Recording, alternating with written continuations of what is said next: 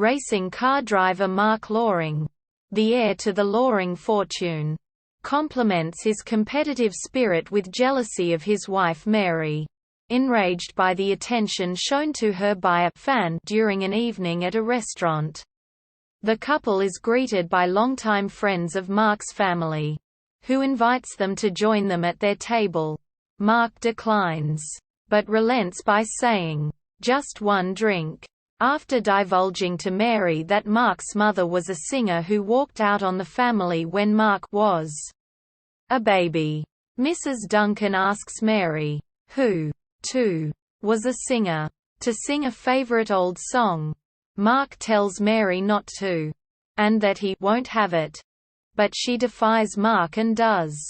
Miffed, Mark purposely does not light Mary's cigarette, upon which she retaliates by leaning over, exposing her cleavage to Mr. Duncan, who delightedly obliges. Seconds later, Mary runs to the beach and Mark follows.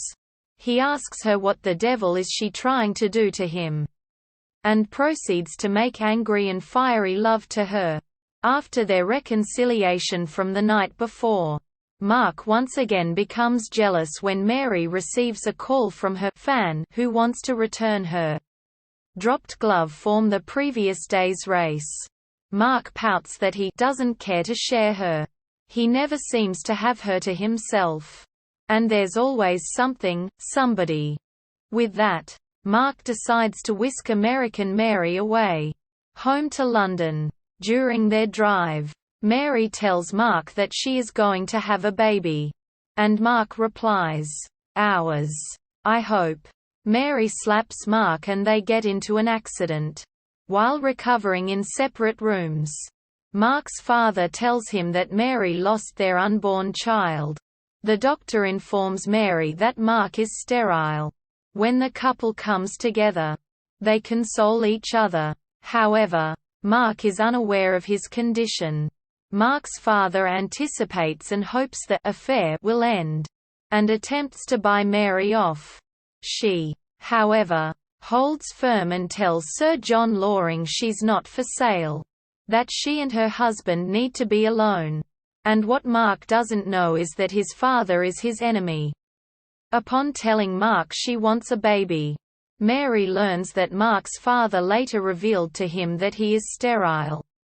She comes up with the idea of artificial insemination and attempts to resolve their difficulties by traveling with him to a clinic in Switzerland. Soon pregnant, and though Mark had initially agreed, he becomes alienated from the idea when he becomes convinced Mary is having an affair with a local skier who helps her to his cabin after she injures her ankle on the slopes. Returning to London alone, Mark and his father take Mary to court for divorce on the charge of artificial insemination being a case of adultery. Undeterred, Mary decides to fight to preserve the reputation of her unborn child, and to confirm why another child would bring the two closer together. She only wanted her husband's love, although the prosecution cried material benefit to Mrs. Loring. During proceedings, Mary's attorney encouraged her to continue when she wanted to quit. He needed her permission to re-examine her husband's character. Jealousy. Upon cross-examination, Mark's personality was brought into clear view, establishing that he didn't like Mary being civil, accepting a light from a friend, singing in a nightclub, or offers of hospitality when there was no other alternative. It was established that Mark was jealous from the very outset of the marriage and that the divorce proceedings were motivated purely and simply by his unreasonable and uncontrollable jealousy. Mark was also reminded that he made a spectacle of his wife during the Iberian Grand Prix. At the Hotel Playa, he forced himself on his wife while other eyes were watching from a terrace overlooking the public beach, even though he was aware, yet his wife unwilling. Mark's actions were further put on trial when it was noted that he told his wife he would make up their loss of the baby. that he signed a document agreeing to wife's treatment of artificial insemination. But later changed his mind. Without saying so. And he made love to her after she first told him she was pregnant. This proved he condoned and accepted her condition. Sir John was also cross-examined about his feelings and objections, similar to those he felt of his former wife, toward his son's showbiz, theatre, singer wife. Where it was uncovered that a bribe was offered, Sir John claimed he was protecting his son by informing him of his sterility, his passing infatuation with his wife, and the protection of the Loring estate. In deep contemplation after the senior Loring's testimony, Mark exited the courtroom for a cigarette. Without a word to his father, Dr. Cameron was next to defend his position. The prosecution's claim of technical adultery by artificial insemination was struck down as not being adultery at all.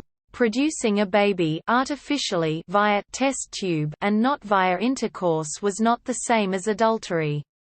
Moreover, the definition of adultery also negated the very act of which Mary was accused.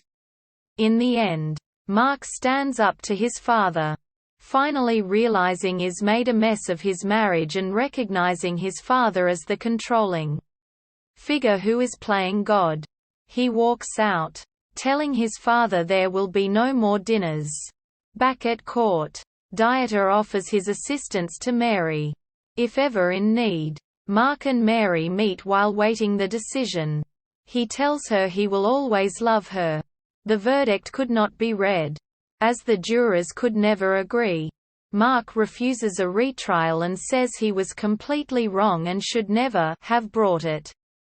Through his attorney, Mark begs the court's indulgence, apologizes for the trouble he has caused, withdraws the charges, and asks the judge to dismiss the petition. The response: "I find this an eminently most satisfactory ending." The closing shot is of Mark waiting for and receiving Mary as they walk together, with "Strange Affair" playing in the background.